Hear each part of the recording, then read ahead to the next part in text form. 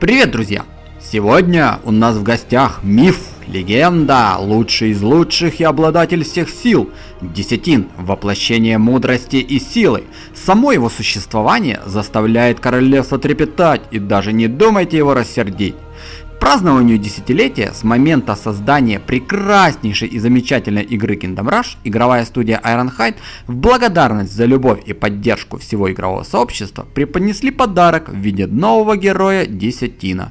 Еще одним немаловажным и приятным бонусом такого подарка было то, что герой выдавался бесплатно на всех устройствах, и отыграть этим мудрым воином мог каждый желающий. Баланс сил в мире резко изменился. Десятин чувствовал это даже в состоянии глубокой медитации. Что-то кардинально изменилось, чего даже боги не могли представить. Но все это больше его не волновало и не трогало, подумал Десятин, пытаясь вновь вернуться в прежнее состояние медитации. И все же, череда быстрых шагов, проносящихся по мраморному полу храма, доказала тщетность его усилий. Он глубоко вздохнул и открыл глаза, готовый встретить мчащего к нему давнего ученика. Десятин слишком долго отдавал всего себя и служил на благо мира. Он сражался в бесчисленных битвах и повидал многое, прежде чем решил удалиться в заброшенный храм и обучить единственного ученика, которого он считал достойным древних знаний, коими сам же и обладал. Синь был невероятно одаренным воином, единственным, кого Десятин согласился взять под свою опеку и обучить всему, что знал сам. Он понимал, что Синь никогда не потревожит его в момент медитации, если только не возникнет вопрос жизни или смерти. «Я знаю, ты почувствовал прилив темной энергии, как и я», — возгласил мастер Синь, воин Панда. «Я хочу попросить твоего разрешения отправиться в путешествие, дабы изучить это странное чувство». Десятин смотрел на своего ученика, обдумывая разные варианты решения.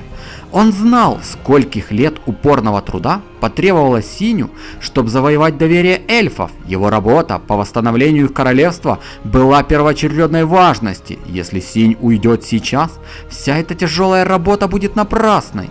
Именно поэтому об его уходе не могло быть и речи.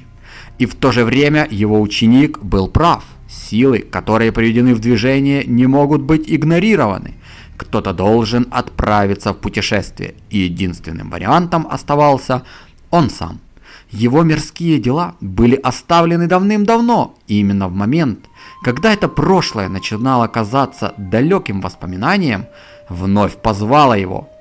Он чувствовал, как внутри воина назревает буря. Его тело уже не то, что было раньше, но его дух непоколебим, а его характер – чистая сталь. Он знал, что ему нужно делать. Десятин схватил трость и спустился по ступеням храма, отправляясь навстречу неизвестности и не оглядываясь назад.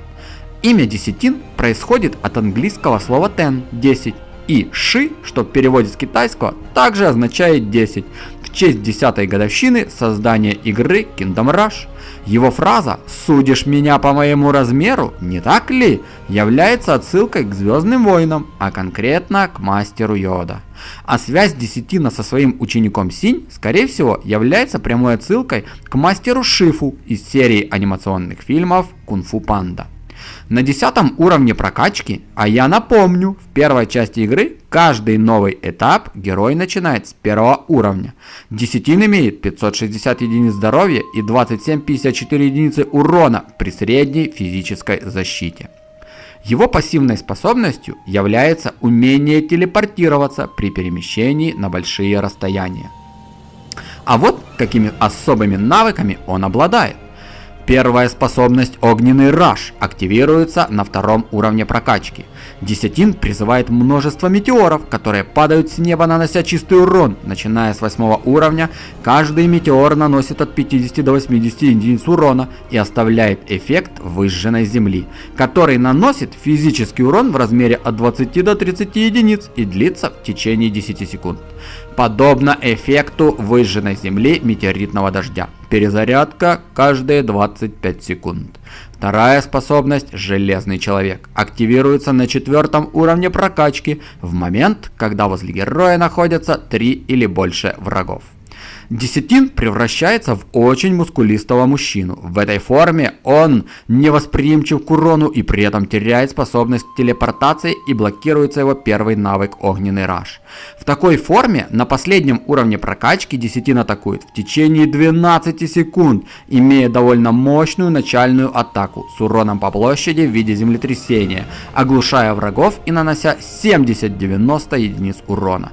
В дальнейшем Десятин проводит вращающиеся атаки, нанося врагам 27-54 единицы урона. Время восстановления 10 секунд с момента его возвращения в обычную форму. Десятин довольно сильный и могучий герой, способный справиться как с небольшими группами врагов, так и один в один разобраться с довольно сильным, обладающим высоким уровнем здоровья танком. Его умение телепортироваться делает Тенши максимально мобильным и эффективным героем, а также позволяет ему быстро восстанавливать здоровье, что дает возможность при постоянном микроконтроле максимально долго находиться в бою. Этот герой не только самый сильный среди бесплатных героев, но и даст значительную фору чуть ли не всем премиальным героям. Прекраснейший подарок от замечательной игровой студии Ironhide. А на этом все. Спасибо за внимание, спасибо за вашу компанию и поддержку. Подписывайтесь на канал, ставьте лайкосики и да пребудет с вами сила. Па-па.